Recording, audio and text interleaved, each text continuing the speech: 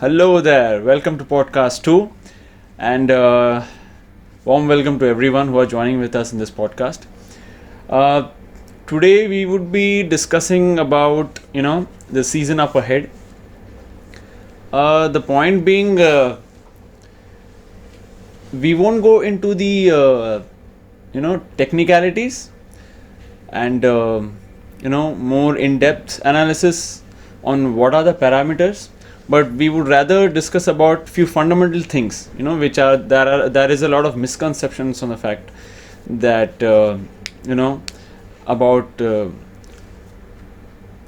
upcoming cyclone season. The fact being, we need to understand first that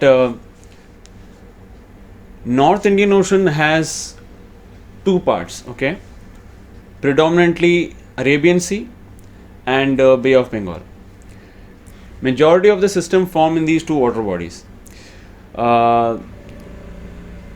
Whatever system forms in these two water bodies only, they tend to affect the subcontinent, be it India, Pakistan, Myanmar, Bangladesh, etc. The fact being, the media normally hypes, যেরকম হয় ব্যাপারটা, মানে পৃথিবীতে যে কোনো জায়গায় cyclone হবে সেটা ঠিক মানে এইম করে নাকি আবার বা এখানে ওয়েস্ট বেঙ্গলে এসে পৌঁছে যাবে, it's kind of, it doesn't work like that.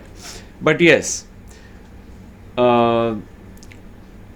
not every cyclone ends up in Bengal, but surely the east coast is normally under the radar for the maximum number of cyclones that form in North Indian Ocean. The media and the social media pages few out there, ওরা কীরকম করে হচ্ছে যে যেরকম আমরা বাইরে ঘুগনি খাই ওইরকম, মানে মোটামুটি ওরা কি করে যে ঘুগনিতে একটু গোলমরিচ, একটু পেঁয়াজ, আর একটু মানে এটা কী নামটা হয়, একটু লেবু দিয়ে তারপরে they serve it to you. But we rather prefer serving to you, plain rice, dal, aloo bhaja, and a slice of gondoraj just for a better digestion. So there are a few misconceptions which needs to be clarified. So starting off with point number 1 is phases. The North Indian Ocean cyclone season is broken into two phases. দুটো phase থাকে. The first phase is predominantly before monsoon, which is between March to June, and the next phase comes exactly after monsoon into the end of year, which is from October to December. So the fact being, majority of the cyclones in this basin form in these two phases. Now there would be a question that when do the maximum cyclones form it in which phases? So we can break these phases into two halves, okay, in ratio. So for example, if there are a total of say 6 cyclones, okay, in an year, if there are 6 cyclones, then it can be broken into 2:4, meaning 2 cyclones would form pre-monsoon and 4 cyclones form in the post-monsoon phase. The post-monsoon phase is, the second phase is normally more active than the pre-monsoon phase.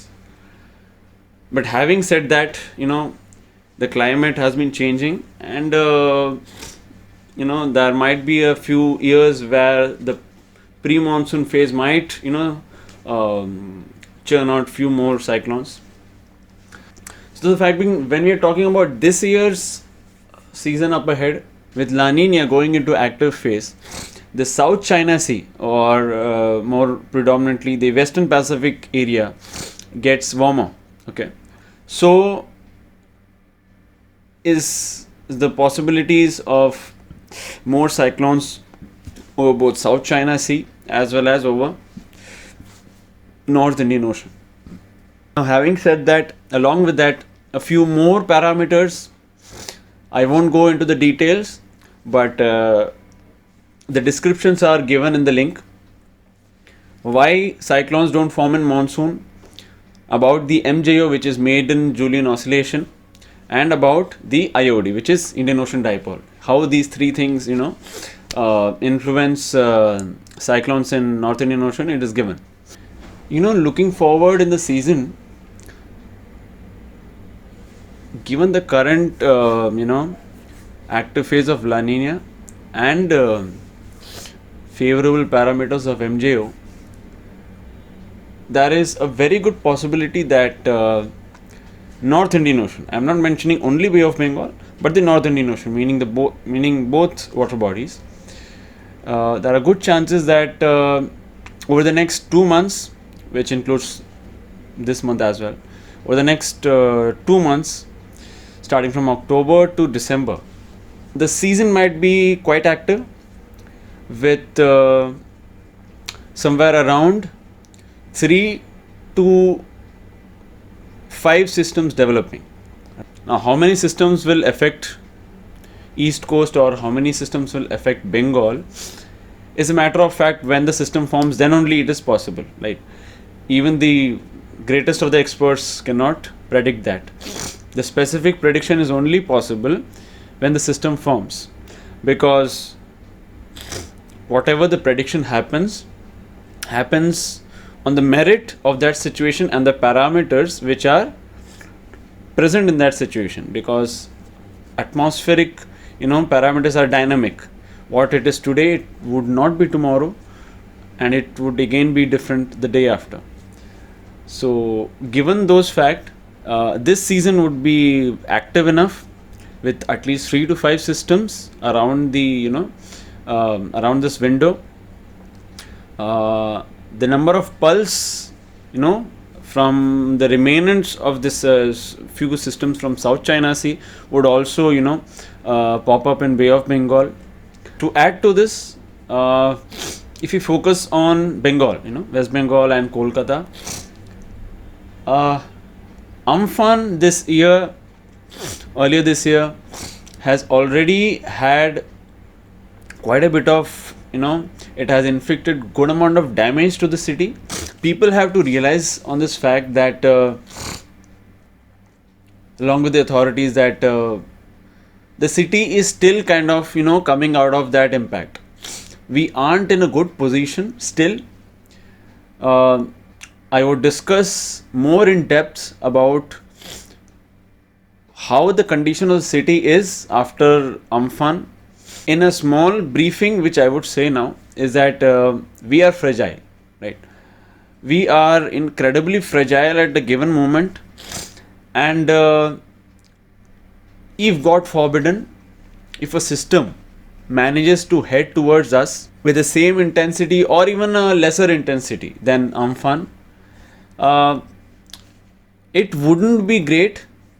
It would be actually disastrous in the fact that many places are still recuperating. Many places are still rebuilding. There are many places which are they have had a really bad hit in terms of agriculture, mainly South 24 Parganas and East Mednipur areas. Will the next few systems would be affecting Kolkata or West Bengal? That is $1 million question, which is only possible when the system forms. The nearest possible system, a named system which we call, is either possible just around the withdrawal of monsoon or just after the withdrawal of monsoon. So the most important question that people are now asking is when is the monsoon going to withdraw? So as of now, what it looks like over the parameters and other models that are indicating, the easterlies are kind of picking up somewhere around after 17th maybe, or around 16, 17, post 17th of October. So there are high chances that after 17th or 18th the monsoon might withdraw. It's still not still not 100% stuff. Monsoon withdrawal is not too far, but it has been delayed by around few days, maybe 5 to 7 days from the actual expected date, which was around 8 to 12 for West Bengal. So on the fact that if you remember last year, Cyclone Bulbul was similar.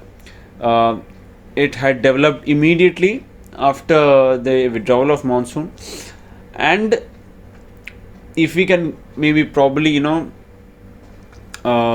give a hint on what might happen, majority of the parameters stay kind of favorable towards the end of the month and the start of next month, which is November 1st week.